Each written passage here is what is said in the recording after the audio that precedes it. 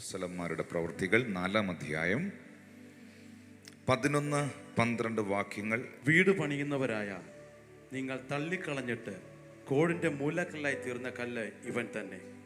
മറ്റൊരുത്തിലും രക്ഷയില്ല. നാം രക്ഷിക്കപ്പെടുവാൻ ആകാശത്തിന്റെ കീഴിൽ മനുഷ്യരുടെ ഇടയിൽ നൽകപ്പെട്ട വേറൊരു നാമവും ഇല്ല. സാധാരണ നിലയിൽ നമ്മൾ ഈ വാക്യം വായിക്കുമ്പോൾ പല സന്ദർഭങ്ങളിലും ഈ വചനം നമ്മളുടെ ജീവിതത്തിലേക്ക് നമ്മൾ കൊണ്ടുവരും. ഞാൻ തള്ളിക്കളയപ്പെട്ട ഒരു കല്ലായിരുന്നു, ഞാൻ പലയിടത്തും റിജക്റ്റഡ് ആയിരുന്നു, പക്ഷെ ഇന്ന് എൻ്റെ കർത്താവ് എന്നെ ഒരു മൂലക്കല്ലാക്കി മാറ്റി. എത്ര പേര് അങ്ങനെ ചിന്തിച്ചിട്ടുണ്ട്? എന്നാൽ വീട് പണിയുന്നവർ തള്ളിക്കളഞ്ഞ കല്ല് മൂലക്കല്ലായി മാറിയത് യഥാർത്ഥത്തിൽ നമ്മുടെ വാഴ്ത്തപ്പെട്ട കർത്താവായ യേശു ക്രിസ്തുവാണ്. അതുകൊണ്ടാണ് വ്യക്തമായി അപ്പോസ്തലനായ പത്രോസ് 4:11 പറയുന്നത്, വീട് പണിയുന്നവരായ നിങ്ങൾ തള്ളിക്കളഞ്ഞിട്ട് കോണിന്റെ മൂലക്കല്ലായി തീർന്ന കല്ല് ഇവൻ തന്നെ, സംശയമൊന്നുമില്ല. എന്നിട്ട് പറയുകയാണ്, മറ്റൊരുത്തനിലും രക്ഷയില്ല. നാം രക്ഷിക്കപ്പെടുവാൻ ആകാശത്തിന് കീഴിൽ മനുഷ്യരുടെ ഇടയിൽ നൽകപ്പെട്ട വേറെ ഒരു നാമവും ഇല്ല. ഇതൊരു സംശയത്തിന്റെ നിഴലിൽ പറയുന്നതല്ല, ഇത് കൺഫേംഡ് ആണ്. ബൈബിൾ സംബന്ധമായി ഇത് ഉറപ്പുള്ള ഒരു കാര്യമാണ്. യേശു കർത്താവിൻ്റെ ജനന, ജീവിത, മരണ, പുനരുത്ഥാന, മടങ്ങിവരവ് അപ്പോസ്തല പ്രവൃത്തി 4:11 നിങ്ങൾ വായിക്കുന്നതെങ്കിലും ഇത് പ്രവാചകന്മാർ പ്രവചിച്ചിരുന്ന ഒരു പ്രവചനമാണ്. പ്രത്യേകിച്ച് 118-ാമത്തെ സങ്കീർത്തനം എടുക്കുമ്പോൾ അതിൻ്റെ 22, 23 വാക്യങ്ങളിലേക്ക് വരുമ്പോൾ സങ്കീർത്തനക്കാരൻ അവിടെ പറയുന്നു, വീട് പണിയുന്നവർ തള്ളിക്കളഞ്ഞ കല്ല് മൂലക്കല്ലായി തീർന്നിരിക്കുന്നു. ഇത് യഹോവയാൽ സംഭവിച്ചു, നമ്മുടെ ദൃഷ്ടിയിൽ ഇത് ആശ്ചര്യവും ആയിരിക്കുന്നു.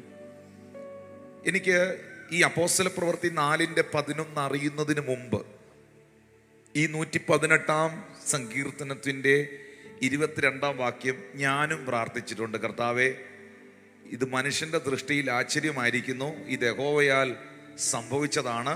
യഥാർത്ഥത്തിൽ വേദപുസ്തക അടിസ്ഥാനത്തിൽ വീട് പണിയുന്നവർ തള്ളിക്കളഞ്ഞ കല്ല് മൂലക്കല്ലായി തീർന്നതും അത് യഹോവയാൽ സംഭവിച്ചു, അത് മനുഷ്യന്റെ ദൃഷ്ടിയിൽ ആശ്ചര്യമായി മാറിയതും നമ്മുടെ വാഴ്ത്തപ്പെട്ട കർത്താവായ യേശു ക്രിസ്തുവിനെ കുറിച്ചുള്ള വേദപുസ്തക പ്രവചനമാണ്. അപ്പോൾ നിങ്ങൾ എന്നോട് ചോദിക്കുന്നു, യേശുവിൻ്റെ ജനന, ജീവിത, മരണ, പുനരുത്ഥാന, മടങ്ങിവരവ് ഇത്രയും ഈ ഒരൊറ്റ പ്രവചനത്തിൽ, ഒറ്റ വാക്യത്തിൽ എങ്ങനെ സംഭവിക്കും? നിങ്ങൾക്കറിയാമോ, ഞാൻ എപ്പോഴും പറയുന്നൊരു കാര്യമാണ്, അവഗണിച്ചവരെ പരിഗണിക്കേണ്ടി വരും, തള്ളിക്കളഞ്ഞതിനെ അന്വേഷിച്ച് ചേർത്ത് പിടിക്കേണ്ടി വരും. നമ്മളൊക്കെ പലരും മറന്നു കളഞ്ഞതിനെ പിന്നത്തേതിൽ മാനിക്കേണ്ടി വരും. നമ്മൾ നിന്ദിച്ച ചിലരിതിനെ ദൈവം ചിലരെടുത്ത് മാനിക്കുമ്പോൾ നമ്മൾ അവർക്ക് വിധേയപ്പെടേണ്ടി വരും. ഇതുപോലെ ജനനം കൊണ്ടും ജീവിതം കൊണ്ടും മരണം കൊണ്ടും ജീവിതത്തിൽ അവഗണനകൾ ഏറ്റുവാങ്ങിയ, തിരസ്കരിക്കപ്പെട്ട, തള്ളിക്കളയപ്പെട്ട ഒരു കല്ലായിരുന്നു ക്രിസ്തു. വീട് പണിയുന്നവരായ നിങ്ങൾ തള്ളിക്കളഞ്ഞ കല്ല് മൂലക്കല്ലായി മാറി. ആ കല്ല് ഇവൻ തന്നെ, യേശു തന്നെ എന്ന് തിരുവെടുത്ത് പറയുമ്പോൾ ആ കർത്താവ് എവിടെയെല്ലാം അവഗണിക്കപ്പെട്ടവനായിരുന്നു, അവഗണിച്ചവർക്കെല്ലാം പിന്നത്തേതിൽ അവനെ പരിഗണിക്കേണ്ടി വന്നു. ആ കല്ലിനെ ആരെല്ലാം തള്ളിക്കളഞ്ഞു? തള്ളിക്കളഞ്ഞ പലർക്കും ആ കല്ലിനെ അന്വേഷിച്ചു വന്ന് ചേർത്ത് പിടിക്കേണ്ടി വന്നു. ആരെല്ലാം ആ കല്ലിനെ അപമാനിച്ചു, അപമാനിച്ചവർക്കെല്ലാം ക്രിസ്തുവാകുന്ന കല്ലിനെ പിന്നത്തേതിൽ മാനിക്കേണ്ടി വന്നു. ഹല്ലേലൂയ. ഹല്ലേലൂയ. ഒന്ന് കൊരിന്ത്യർക്ക് എഴുതിയ ലേഖനത്തിൽ കൊരിന്ത്യ സഭയോട് 3-ാം അധ്യായത്തിന്റെ 11, 12, 13 വാക്യങ്ങളിൽ പൗലോസ് അപ്പോസ്തലൻ പറയുന്നത് പോലെ യേശു ക്രിസ്തു ഇട്ടിരിക്കുന്ന അടിസ്ഥാനമല്ലാതെ മറ്റൊന്നിടുവാൻ ആർക്കും കഴിയുകയില്ല. ആ കല്ല് അടിസ്ഥാനമുള്ള കല്ലായി മാറി. വായികൾ തുറന്ന് പറയാമോ? തള്ളിക്കളയപ്പെട്ട കല്ല്, ക്രിസ്തുവാകുന്ന കല്ല് അടിസ്ഥാനമായ കല്ലായി മാറി. ആ കല്ലിൻ മുകളിലാണ്, ആ അടിസ്ഥാനത്തിന്റെ മുകളിലാണ് നമ്മുടെ ക്രിസ്തീയ ജീവിതത്തെ നമ്മൾ ബിൽഡപ്പ് ചെയ്യേണ്ടത്.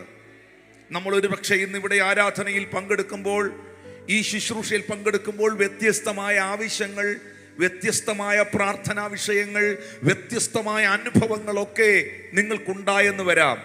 പക്ഷേ നിങ്ങളുടെ ക്രിസ്തീയ ജീവിതം, നിങ്ങളുടെ വിശ്വാസ ജീവിതം നിലനിൽക്കുന്ന ജീവിതമായി, നിലവാരമുള്ള ജീവിതമായി മാറണമെങ്കിൽ മത്തായി സുവിശേഷം 7-ാം അധ്യായത്തിന്റെ 24 മുതലുള്ള വാക്യങ്ങളിൽ യേശു കർത്താവ് പറഞ്ഞതുപോലെ, എൻ്റെ വചനങ്ങളെ കേട്ട് ചെയ്യുന്നവനൊക്കെയും പാറമേൽ വീട് പണിത ബുദ്ധിയുള്ള മനുഷ്യനോട് തുല്യനാകുന്നു. 25-26 വാക്യങ്ങളിൽ പറയുന്നു, വൻമഴ ചൊരിഞ്ഞു, നദികൾ പൊങ്ങി, കാറ്റടിച്ചു, ആ വീടിന്റെ മേൽ അലച്ചു, അത് പാറമേൽ അടിസ്ഥാനമുള്ളതാകയാൽ വീണില്ല. 25-ാമത്തെ വാക്യത്തിൽ ഞാൻ നിൽക്കുകയാണ്, അത് പാറമേൽ അടിസ്ഥാനമുള്ളതാകയാൽ വീണില്ല. പ്രിയപ്പെട്ടവരെ, വീണില്ലെന്നല്ല, വീഴത്തില്ല. ഒന്ന് എത്ര പേർക്ക് ദൈവത്തെ സ്തുതിക്കാനായി കഴിയും? യേശു ക്രിസ്തുവാകുന്ന പാറമേൽ നിൽക്കുന്ന ഒരാളാണ് നിങ്ങളെങ്കിൽ ഞാൻ നിങ്ങളോട് തിരുവെഴുത്തുകളുടെ അടിസ്ഥാനത്തിൽ പറയുന്നു, യേശു ക്രിസ്തുവാകുന്ന പാറമേൽ നിൽക്കുന്നതിനെ ഈ ലോകത്തിലെ ഒരു ശക്തികൾക്കും വീഴ്ത്താൻ കഴിയുകയില്ല. യേശു ക്രിസ്തുവാകുന്ന പാറമേൽ നിൽക്കുന്നതിന് വൻമഴ ഉണ്ടാകും, ചിലപ്പോൾ നദികൾ പൊങ്ങും, കാറ്റടിക്കും, വീഴുമെന്നാണ് നിന്റെ ചിന്ത. പക്ഷെ വീഴുകയില്ല എന്നാണ് വചനം പറയുന്നത്.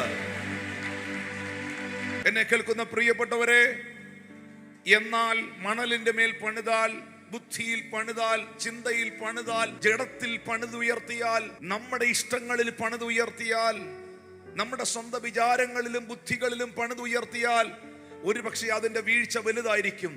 യഥാർത്ഥമായി യേശുവിനെ രക്ഷിതാവും കർത്താവുമായി സ്വീകരിച്ച് പിതാവിന്റെയും പുത്രന്റെയും പരിശുദ്ധാത്മാവിന്റെ നാമത്തിൽ ദൈവത്തിന്റെ കൽപ്പനയെ അനുസരിച്ച്, ദൈവത്തിന്റെ മാറ്റമില്ലാത്ത വചനത്തിൽ വിശ്വസിച്ച്, ദൈവിക വിശുദ്ധിയിൽ ജീവിതത്തെ സമർപ്പിച്ച്, കർത്താവുമായിട്ടുള്ള ബന്ധത്തിൽ ആഴമേറിയ ബന്ധം പുലർത്തുന്ന ഒരു വ്യക്തിയെ ഈ ലോകത്തിന്റെ ഏതെല്ലാം കാറ്റുകൾ അടിച്ചാലും, ഏതെല്ലാം തിരമാലകൾ പൊങ്ങിയാലും, വൻമഴ ചൊരിഞ്ഞാലും അത് വീഴത്തില്ല.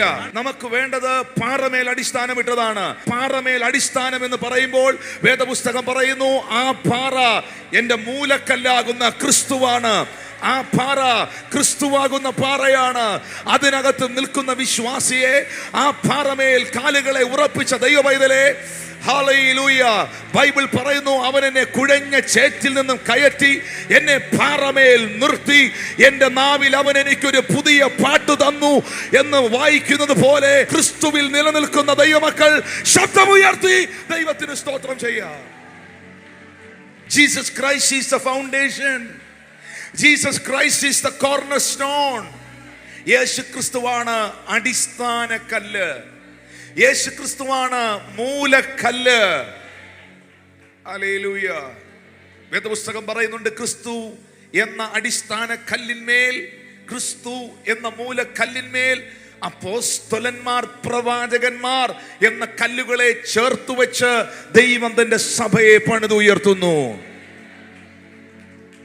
എന്റെ മെസ്സേജിൽ ഏറ്റവും പ്രധാനപ്പെട്ട ഒരു കാര്യം, യേശു ക്രിസ്തു എവിടെയെല്ലാം തള്ളിക്കളയപ്പെട്ട കല്ലായിരുന്നു.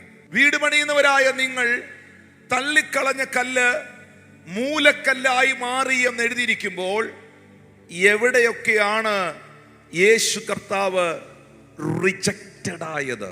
ജീവിതത്തിൽ എവിടെങ്കിലുമൊക്കെ റിജക്ഷൻ അനുഭവിച്ചവരുന്ന കൈ ഉയർത്താവ്. റിജക്ഷൻ എന്ന് പറഞ്ഞാൽ തിരസ്കരണങ്ങൾ, തള്ളപ്പെടലുകൾ, ഒറ്റപ്പെടലുകൾ അനുഭവിച്ചവരുന്ന കരങ്ങൾ ഉയർത്താവും.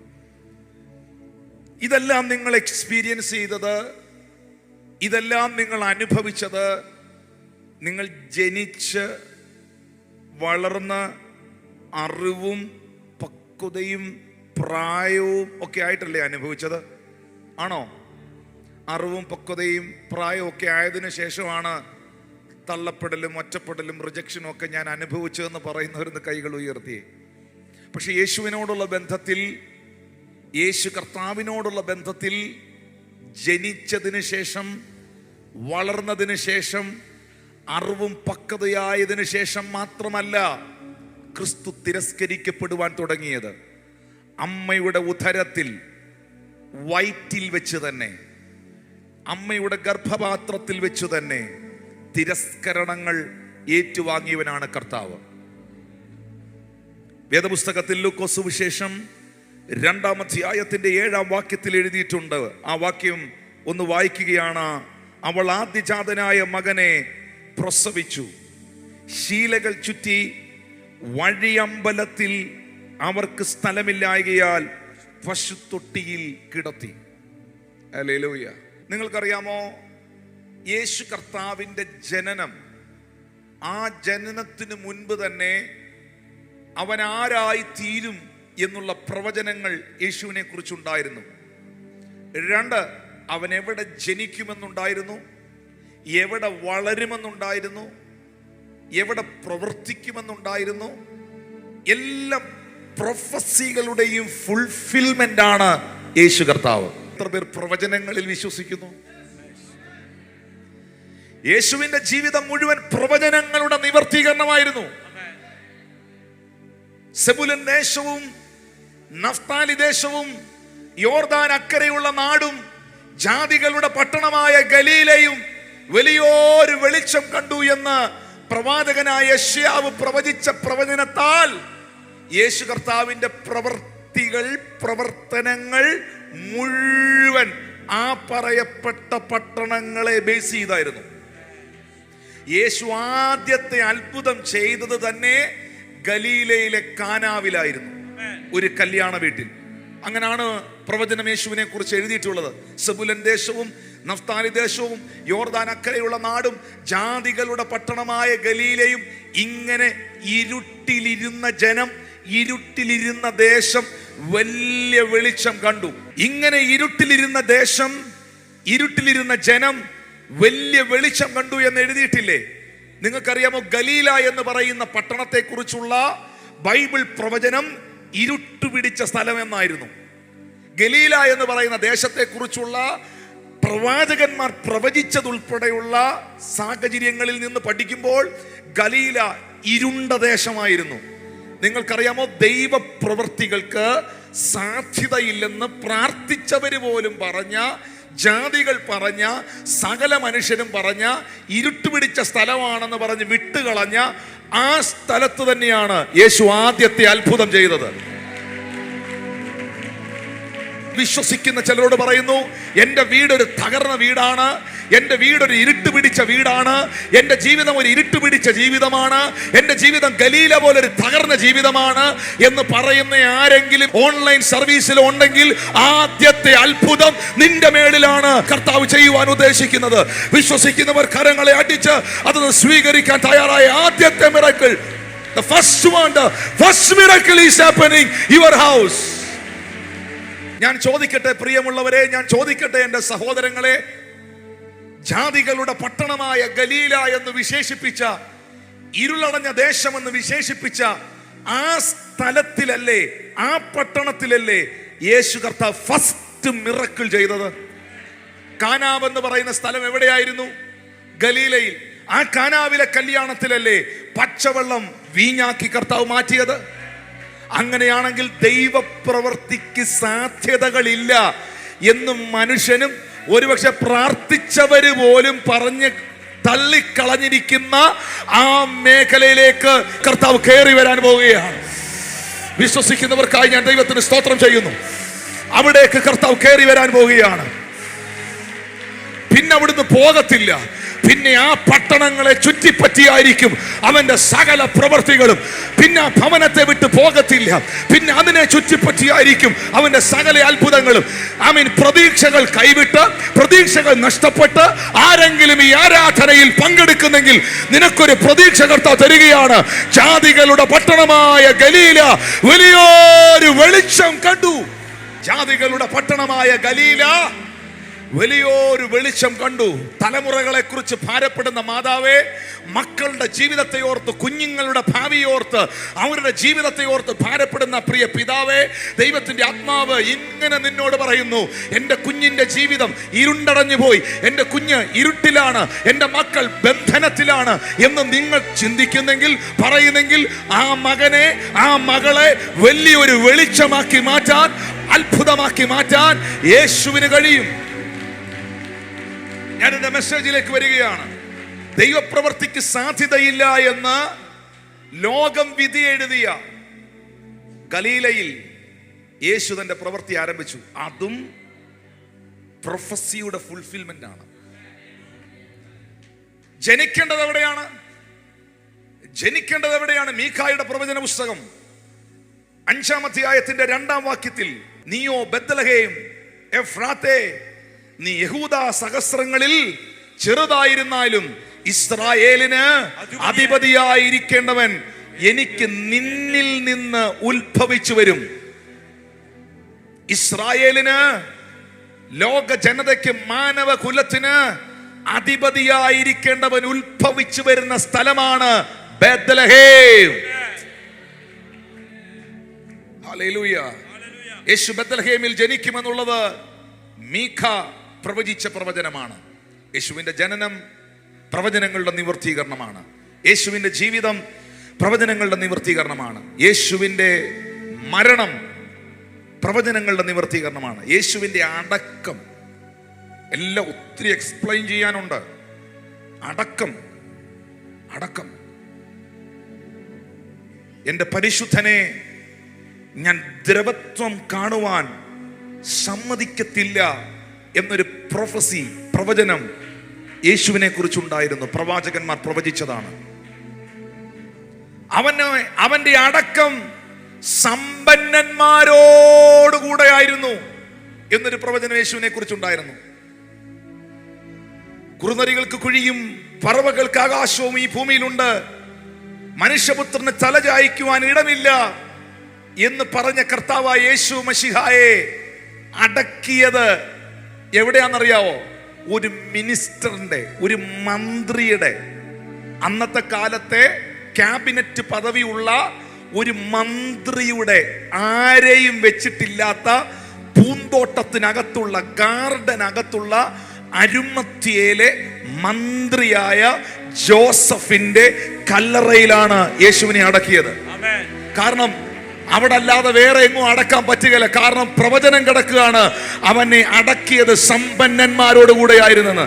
2, ആ കല്ലറയ്ക്കുള്ള പ്രത്യേകത, അത് മണ്ണിൽ വെട്ടിയ കല്ലറയല്ലായിരുന്നു, അത് കല്ലിനകത്ത് വെട്ടിയ കല്ലറയിലായിരുന്നു. മൺതരികൾ ആ കല്ലറയിൽ ഇല്ലായിരുന്നു. കാരണം എൻ്റെ പരിശുദ്ധനെ ഞാൻ ദ്രവത്വം കാണുവാൻ സമ്മതിക്കുകയില്ല. ഏതെങ്കിലും ഒരു വാഗ്ദത്തം നിന്റെ മേളിൽ ഉണ്ടെങ്കിൽ, ഏതെങ്കിലും ഒരു പ്രോമിസ് നിന്റെ മേലുണ്ടെങ്കിൽ, കാലങ്ങൾ എത്ര പിന്നിട്ടാലും, കാലഘട്ടങ്ങൾ എത്ര മാറിത്തിരിഞ്ഞാലും, പറഞ്ഞ വാക്കുകൾ ദൈവം മാറ്റി പറയത്തില്ല. ആ വാഗ്ദത്തങ്ങളെ അവൻ നിവർത്തിക്കും എന്ന് വിശ്വസിക്കുന്നവർക്കായി ഞാൻ ദൈവത്തെ സ്തുതിക്കുകയാണ്. ഇങ്ങനെ ജനന, ജീവിത, മരണ, പുനരുത്ഥാനം മുഴുവൻ പ്രവചനങ്ങളാണ്, പ്രവചനങ്ങളുടെ നിവർത്തീകരണമാണ്. അപ്പൊ ഞാൻ ചിന്തിച്ചു വീട് പണിയുന്നവർ തള്ളിക്കളഞ്ഞ കല്ല് മൂലക്കല്ലായി തീർന്നിരിക്കുന്നു. ഇത് യഹോവയാൽ സംഭവിച്ചിരിക്കുന്നു. മനുഷ്യന്റെ ദൃഷ്ടിയിൽ ആശ്ചര്യമായിരിക്കുന്നു. കർത്താവേ, അങ്ങനെയാണെങ്കിൽ യേശു കർത്താവിന്റെ എൻറ്റയർ ദ ലൈഫ് ഈ ഭൂമിയിൽ തിരസ്കരണങ്ങൾ, തള്ളപ്പെടലുകളായിരുന്നല്ലോ. അപ്പോഴാണ് ദൈവത്തിന്റെ പരിശുദ്ധാത്മാവ് തന്റെ വചനത്തിലൂടെ എന്നെ അറിയിച്ചത്, മോനെ, നിങ്ങളൊക്കെ ജനിച്ചതിന് ശേഷമല്ലേ, ഈ ഭൂമിയിൽ പലരും ജനിച്ച് പ്രായവും പക്വതയായതിനു ശേഷമല്ലേ അവർക്ക് എന്നെ ഇഷ്ടമല്ലെന്നും ഇവർക്ക് എന്നെ ഇഷ്ടമല്ലെന്നും അവരെന്നെ തള്ളിയെന്നും ഇവരെന്നെ ഒറ്റപ്പെടുത്തിയെന്നും ഒക്കെ മനസ്സിലായത്. പക്ഷെ എൻ്റെ പുത്രനില്ലേ, എൻ്റെ മകൻ, എൻ്റെ ഏകജാതനായ മകൻ മറിയത്തിന്റെ ഉദരത്തിന്റെ പരിമിതികളിൽ തുടങ്ങിയതാണ് അവനോടുള്ള തിരസ്കരണങ്ങൾ. വേദപുസ്തകത്തിൽ ലൂക്കോസ് 2:7 പറയുന്നു, വഴിയമ്പലത്തിൽ അവർക്ക് സ്ഥലമില്ലായകയാൽ, വഴിയമ്പലത്തിൽ അവർക്ക് സ്ഥലമില്ലായകയാൽ. ബാക്കി എല്ലാവർക്കും വഴിയമ്പലത്തിൽ ഇടമുണ്ട്. എന്താണ് ഈ വഴിയമ്പലത്തിന്റെ ചരിത്രം? ഈ ജോസഫിന്റെ നാടാണ് ബേത്ലഹേം. ആരുടെ നാടാ? ജോസഫിന്റെ നാടാണ്. പക്ഷേ ജോസഫിന്റെ ഇപ്പോഴത്തെ ഭവനവും അന്നത്തെ ഭവനവും ഇപ്പോഴും ഉണ്ട്. ആ വീട് ആർക്കിയോളജിക്കൽ സൈറ്റാണ്, അവരവിടെ കീപ്പ് ചെയ്തിട്ടുണ്ട്. ജോസഫിന്റെ അന്നത്തെ ആ ഭവനവും ജോസഫിന്റെ കാർപ്പൻ്റർ ഷോപ്പ്, തടിപ്പണിക്കാരനായിരുന്നു. ആ പണിശാലകളെല്ലാം നസ്രയത്തിലായിരുന്നു. ഈ നസ്രയത്തിൽ നിന്ന് 80 മൈൽ ദൂരമുണ്ട് ബെത്ലഹേമിലേക്ക്. അപ്പോൾ ഈ യാത്രയിൽ, ഈ 80 മൈലുള്ള ഈ യാത്രയിൽ, 80 മൈൽ എന്ന് പറഞ്ഞാൽ 128 കിലോമീറ്റർ ഉണ്ട്. 128 കിലോമീറ്റർ നസ്രയത്തിൽ നിന്ന് ബെത്ലഹേമിലേക്ക്. ആ യാത്രാമധ്യയിൽ യേശു കർത്താവിന് ജനിക്കുവാനുള്ള സമയമായപ്പോൾ മറിയത്തിന് കുഞ്ഞിനെ പ്രസവിക്കുവാനുള്ള പെയിൻ തുടങ്ങിയപ്പോൾ, ഈ അന്നത്തെ കാലത്ത് ഇന്നത്തെ പോലെ നമ്മളിപ്പോൾ ട്രാവൽ ചെയ്യുമ്പം പല ആളുകളും ലോങ് ജേർണി പോവുകയാണെങ്കിൽ അവർ ഹോട്ടലുകൾ എടുത്ത് താമസിക്കും, എന്നിട്ട് അടുത്ത ദിവസം യാത്ര ചെയ്യും. അന്ന് കഴുതപ്പുറത്തും കുതിരപ്പുറത്തുമൊക്കെ യാത്ര ചെയ്യുന്നവർക്ക് ഇടത്താവളങ്ങൾ ഉണ്ടായിരുന്നു. ഇടത്താവളങ്ങൾ. യേശു കർത്താവിനെ പ്രസവിക്കുവാൻ വേണ്ടി മേരിയും ജോസഫും കൂടെ ഈ വഴിയമ്പലത്തിന്റെ വാതിലിൽ മുട്ടി. ആ ഇടത്താവളത്തിന്റെ വാതിലിൽ മുട്ടിയപ്പോ അതിൻ്റെ നടത്തിപ്പുകാരൻ പറഞ്ഞു, ഇതിനകത്ത് ഫുള്ളാണ്, ഇതിനകത്ത് സ്ഥലമില്ല എന്ന് പറഞ്ഞു. അടുത്ത സ്ഥലം പിടിക്കാൻ സമയമില്ല. പെട്ടെന്ന് അവർ നോക്കുമ്പോൾ ഈ ഹോട്ടലിൽ, ഈ വഴിയമ്പലത്തിൽ പാർത്തിരിക്കുന്ന പലരുടെയും, ജോസഫിന്റെ ഉൾപ്പെടെ, കഴുതയും കുതിരകളെ കെട്ടിയിരിക്കുന്ന ഒരു പശുശാല പോലെ ഒരു ക്രമീകരണം അവിടെ ആ വഴിയമ്പലത്തിനുണ്ട്. അവിടെ യേശുവിനെ കിടത്തി എന്ന് വേദപുസ്തകം പറയുന്നു. എന്റെ മെസ്സേജ് ഇതാണ്: വഴിയമ്പലത്തിനകത്ത് എല്ലാവർക്കും സ്ഥലം ഉണ്ടായിരുന്നു. മറിയത്തെയോ ജോസഫിനെയോ അവർക്ക് അഡ്ജസ്റ്റ് ചെയ്യാമായിരുന്നു. പക്ഷേ വേറൊരു പ്രശ്നം ഉണ്ടായിരുന്നു അന്നത്തെ സമയത്ത്. ആ പ്രശ്നം നാട്ടുകാരടിച്ചിറക്കിയ ഒരു കഥയാണ്. ആ കഥ മറിയത്തിന് അനുകൂലമല്ലായിരുന്നു. വിവാഹിതയാകുന്നതിന് മുൻപ്, അവിവാഹിതയായിരുന്നപ്പോൾ, കൂടി വരും മുൻപേ അവൾ ഗർഭവതിയായി. ഒരു സ്ത്രീ ഗർഭവതിയായാൽ 8 മാസം 9 മാസം 7 മാസം ഒക്കെ കഴിയുമ്പോൾ പറയണ്ട, കാണുന്ന ആളുകൾക്ക് അറിയാൻ പറ്റും. ലോകസഹജമാണ്. ഹല്ലേലൂയ. അപ്പോൾ നാട്ടുകാരുടെ ഇടയുടെ എല്ലാം ഒരു കുശുകുശുപ്പ്. എന്തിനേറെ പറയുന്നു, സ്വപ്നത്തിൽ മറിയത്തിന്റെ ഭർത്താവായ യേശുവിന്റെ വളർത്തച്ഛനായ ജോസഫിനോട് സ്വപ്നത്തിൽ വന്ന് ദൂതൻ, മറിയം ഗർഭം ധരിച്ചത് പരിശുദ്ധാത്മാവിൽ ആണ് എന്ന് പറഞ്ഞത് കൊണ്ടാ പുള്ളി ഡിവോഴ്സ് ചെയ്യാൻ. അങ്ങനെയുണ്ട് ബൈബിളിൽ വാക്യം, മത്തായി സുവിശേഷത്തിൽ എഴുതിയിട്ടുണ്ട്. അപ്പൊ മൊത്തത്തിൽ ആളുകളുടെ ഇടയിൽ ഒരു കൺഫ്യൂഷനും ഒരു തെറ്റിദ്ധാരണ ഉണ്ടായിരുന്നു. മറിയത്തിന്റെ ഉദരത്തിൽ കിടക്കുന്ന ക്രിസ്തുവിന് ഈ ഭൂമിയിൽ ജനിക്കാൻ വഴിയമ്പലത്തിൽ ഇടം കൊടുക്കാതെ, വഴിയമ്പലക്കാർ സ്ഥലമില്ല പൊയ്ക്കോ എന്ന് പറഞ്ഞ് വിടുന്ന ആ രംഗമുണ്ടല്ലോ, മനസ്സിലാക്കണം, ഒരു സമൂഹം അവനെ തള്ളുകയാണ്. ഒരു സമൂഹം അവനെ റിജക്റ്റ് ചെയ്യുകയാണ്. പുറത്തു വന്നിട്ടില്ല, ആള് ജനിച്ചിട്ടില്ല, വയറ്റിൽ വെച്ച് തന്നെ അവന് ഇടം കൊടുക്കാതെ ഒരു സമൂഹം അവനെ റിജക്റ്റ് ചെയ്യുകയാണ്. ഹല്ലേലൂയ.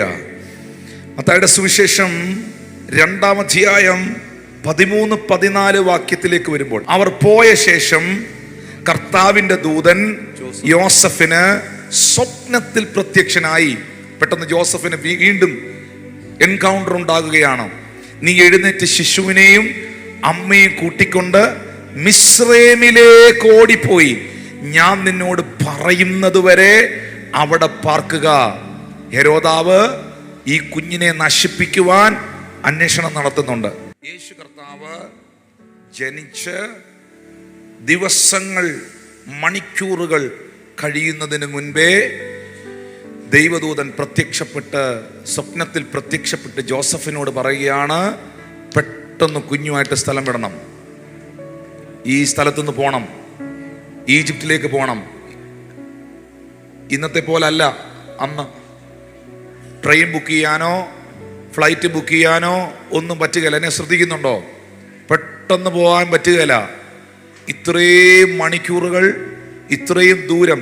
ഇസ്രായേലിൽ നിന്ന്, ഇസ്രായേൽ ഒരു രാജ്യമാണ്, ഈജിപ്റ്റ് എന്ന് പറഞ്ഞാൽ മിസ്രൈം, അത് വേറൊരു രാജ്യമാണ്. ഒരു രാജ്യത്ത് നിന്ന് അടുത്ത രാജ്യത്തിലേക്ക് അന്നത്തെ കാലത്ത് പോകണമെങ്കിൽ വാഹന മൃഗങ്ങൾ മാത്രമേ ഉള്ളൂ, കഴുതയോ അങ്ങനെ എന്തെങ്കിലും ക്രമീകരണങ്ങളേ ഉള്ളൂ. മറിയത്തെയും കുഞ്ഞിനെയും കഴുതപ്പുറത്ത് ഇരുത്തിക്കൊണ്ട് ജോസഫ് നടക്കുകയാണ്. ആ നടത്തം തിരസ്കരണത്തിൻ്റെ ഒരു നടത്തമല്ലേ? ജനിച്ചെടുത്ത് വളരാൻ പറ്റാതെ ജന്മദേശം റിജക്റ്റ് ചെയ്യുന്ന കണ്ടോ? പ്രസവിക്കാൻ ഇടം കൊടുക്കാതെ സമൂഹം റിജക്റ്റ് ചെയ്ത കണ്ടോ? ശ്രദ്ധിക്കുന്നു നിങ്ങൾ? ഹല്ലേലൂയ. പിന്നെ നമ്മൾ കർത്താവിനെ കാണുന്നത് സ്നാപക യോഹന്നാനോടുള്ള ബന്ധത്തിലാണ്. ലൂക്കോസ് സുവിശേഷം 7-ാം അധ്യായത്തിന്റെ 19 മുതൽ 23 വരെയുള്ള വാക്യങ്ങൾ ഒന്ന് വായിക്കാവോ?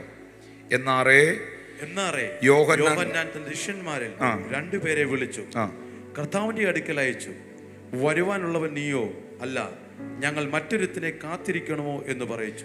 വരാനുള്ളവൻ, യോഹന്നാൻ എന്താ ചോദിച്ചേ? വരാനുള്ളവൻ നീയോ അതോ മറ്റാർക്കെങ്കിലും വേണ്ടി ഞങ്ങൾ കാത്തിരിക്കണമോ? യേശു ക്രിസ്തു ആര് എന്നുള്ളത് ഈ ലോകത്തിലെ എല്ലാവർക്കും കൺഫ്യൂഷനായിരുന്നു. അവൻ തച്ചൻ്റെ മകനല്ലയോ? അവൻ ജോസഫിൻ്റെ മകനല്ലയോ? അവൻ നസ്രയത്തുകാരനല്ലയോ? ഇവൻ എങ്ങനെയാ ജനിച്ചത്? ഇവൻ എവിടുത്തുകാരനാണ്? ഇങ്ങനെയൊക്കെയുള്ള ചിന്തകൾ എല്ലാവരുടെയും അകത്തിരിക്കുമ്പോൾ ന്യായപ്രമാണത്തിൻ്റെ ഏറ്റവും ഒടുവിലത്തെ കണ്ണിയായ സ്നാപക യോഹന്നാൻ യോർദാനിൽ സ്നാനപ്പെടുത്തിക്കൊണ്ടിരിക്കുമ്പോൾ ഈ പൊതുസമൂഹത്തോട്, അന്നത്തെ കാലഘട്ടത്തോട് വിളിച്ചു പറഞ്ഞു, ഇതാ വരുന്നു ലോകത്തിന്റെ പാപത്തെ ചുമക്കുന്ന ദൈവത്തിന്റെ കുഞ്ഞാട്. അവന്റെ ചെരുപ്പിന്റെ വാറഴിപ്പാൻ ഞാൻ യോഗ്യനല്ല. ഞാൻ നിങ്ങളെ യോർദാനിൽ ഈ വെള്ളത്തിൽ സ്നാനം കഴിപ്പിക്കുമ്പോൾ അവനോ നിങ്ങളെ പരിശുദ്ധാത്മാവിനാലും അഗ്നിയാലും സ്നാനം കഴിപ്പിക്കും. വീശുമുറം അവന്റെ കയ്യിലുണ്ട്. അവൻ കളത്തെ മുറ്റും വെടിപ്പാക്കി ഗോതമ്പ് സെപ്പറേറ്റ് ചെയ്ത് പതിരിനെ തീക്കകത്തേക്ക് അവൻ തള്ളിക്കളയും. ഞാൻ ചോദിക്കട്ടെ, ഇതാ വരുന്നു ലോകത്തിന്റെ പാപത്തെ ചുമക്കുന്ന ദൈവത്തിന്റെ കുഞ്ഞാടെന്ന് പൊതുസമൂഹത്തോട് ആദ്യം വിളിച്ചു പറഞ്ഞ ആരാ? സ്നാപക യോഹന്നാൻ. ഇതേ യോഹന്നാനെ ഹെരോദാവ് കാരാഗ്രഹത്തിലാക്കി, തടവറയിലാക്കി, പ്രതികൂലത്തിലൂടെ പോയി, ഈ പുള്ളി പ്രശ്നത്തിലൂടെ പോയി, പ്രതിസന്ധിയിലൂടെ പോയി, മരണത്തെ മുന്നിൽ കണ്ടു. ഉടനെ ഈ മനുഷ്യൻ തന്റെ ശിഷ്യന്മാരെ വിളിച്ചിട്ട് ആളയപ്പിച്ചിട്ട് ചോദിക്കുകയാണ്, പുള്ളിയോടൊന്ന് പോയി ചോദിക്ക്, ആ യേശു എന്ന് പറഞ്ഞില്ലേ, ഞാൻ സ്നാനപ്പെടുത്തിയ കുറച്ച് നാളുകൾക്ക് മുമ്പ് ഞാൻ സ്നാനപ്പെടുത്തിയ പുള്ളിയില്ലേ, പുള്ളിയോടൊന്ന് പോയി ചോദിച്ചേച്ചു വാ, വരാനുള്ളവൻ പുള്ളി തന്നെയായിരുന്നു എന്ന്. വരാനുള്ളവൻ നീയോ അതോ ഞങ്ങൾ മറ്റൊരുത്തനെ കാത്തിരിക്കണം? അപ്പോ യേശുവിനെ കുറിച്ച് ഒന്നാമത് സാക്ഷ്യം പറഞ്ഞ സ്നാപക യോഹന്നാനും യേശുവിനെ തള്ളി.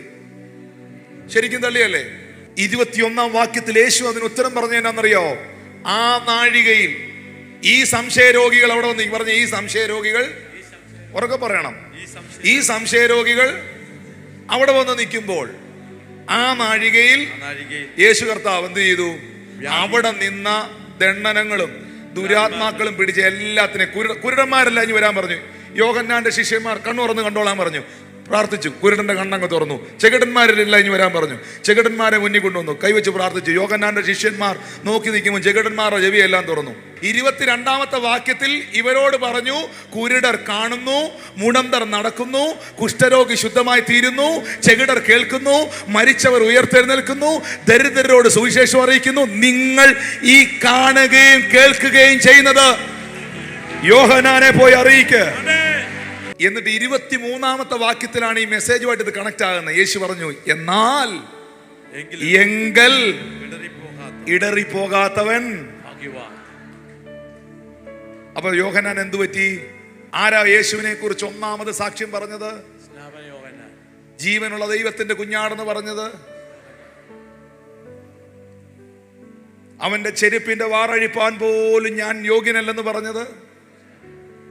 പക്ഷെ പ്രതിസന്ധിയുടെ നടുവിൽ, വെല്ലുവിളിയുടെ നടുവിൽ, കഷ്ടതയുടെ നടുവിൽ പുള്ളിയും സംശയിച്ചു പോയി, പുള്ളിയും തെറ്റിദ്ധരിച്ചു പോയി. പ്രിയപ്പെട്ടവരെ, പിശാച് ഒരിക്കലും നമ്മുടെ ലൈഫിനെ ആ നിലയിൽ കൊണ്ടുപോകരുത്, ഇടറിപ്പോകരുത്. വിശ്വാസത്തിലും ദൈവത്തിന്റെ കൃപയിലും ഉറച്ചു നിൽക്കണം. ഒന്ന് കൈകൾ അടിച്ചത്. വിശ്വാസത്തിലും ദൈവത്തിന്റെ കൃപയിലും. ആദ്യം ബൈബിളിൽ എഴുതിയിട്ടുണ്ട്, ആദ്യ വിശ്വാസം അവസാനത്തോളം കാത്തു സൂക്ഷിക്കുന്നവൻ രക്ഷിക്കപ്പെടുവാൻ ഇടയാകും. ഏറ്റവും അവസാനം വരെയും. ഒരു കാലഘട്ടത്തിൽ ഭയങ്കര സംഭവമായിരുന്നു. ഒരു കാലഘട്ടത്തിൽ ഹെരോദാവിനെ വിറപ്പിച്ചവനായിരുന്നു, ഏലിയാവിന്റെ ആത്മാവോടുകൂടെ വന്നവനായിരുന്നു എന്നൊന്നും പറയുന്നതിലല്ല കാര്യം. നിന്റെ ഊർജ്ജശ്വാസം പോകുന്നത് വരെയും, നീ ഈ ഭൂമിയിൽ നിൽക്കുന്ന അവസാന നിമിഷം വരെയും കർത്താവിലുള്ള വിശ്വാസത്തിൽ, ദൈവത്തിന്റെ കൃപയിൽ തെല്ലും ഇടറിപ്പോകാതെ അഭിഷേകത്തിൽ, ആത്മനിറവിൽ നിലനിൽക്കുവാൻ ദൈവത്തിന്റെ ആത്മാവ് സഭയോട്, എന്നെ കാണുന്ന പ്രിയപ്പെട്ടവരോട് ആലോചന അറിയിക്കുകയാണ്.